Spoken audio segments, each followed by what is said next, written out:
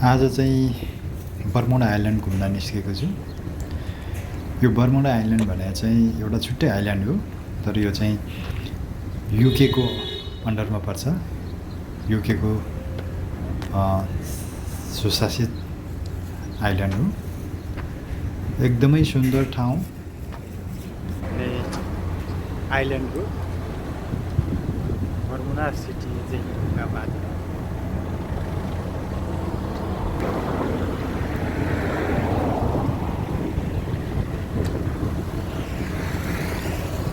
यहाँबाट चाहिँ अब चाहिँ म किनारातिर जाने कोसिस गर्दैछु। यहाँको प्रत्यक्ष यहाँको नेचुरल ब्युटी एन्ड देखाउने कोसिस गर्छु तपाईँहरूलाई।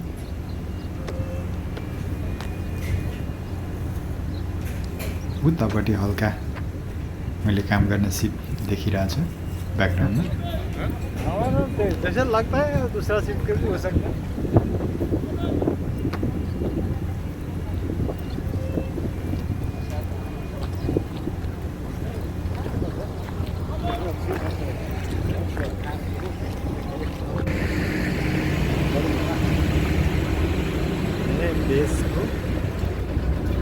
यो चाहिँ सिप डक हुने ठाउँको नजिकैको भाग हो।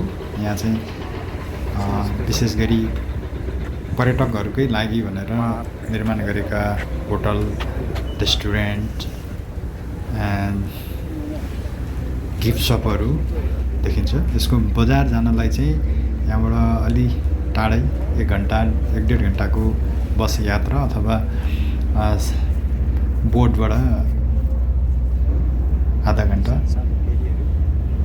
जतिको यात्रा गरेर जानुपर्ने हुन्छ। बर्मुडा आइल्यान्डमा चाहिँ यता चाहिँ हामी सिपको किनारमा आइपुगेको छु। यहाँ माछा मार्ने, बल्छी हान्ने भन्ने हाम्रो साथीहरूले रहर गर्नुभयो र यहाँ चाहिँ बल्छी हान्ने तयारीमा आएको छु।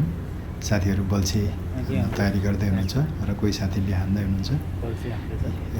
अगाडि समुद्र,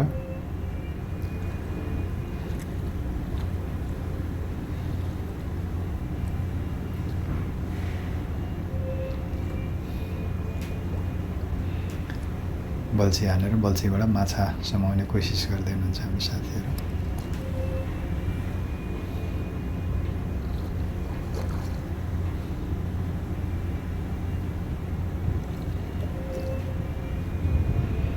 यो चाहिँ मैले काम गर्ने सिप चाहिँ नर्वेजियन प्रिमा भन्ने सिप हो।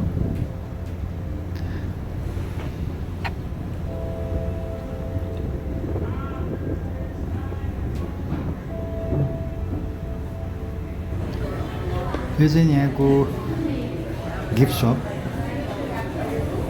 यहाँ विभिन्न किसिमका चाहिँ उपहार जाने वस्तुहरू खरिद गर्न सकिन्छ।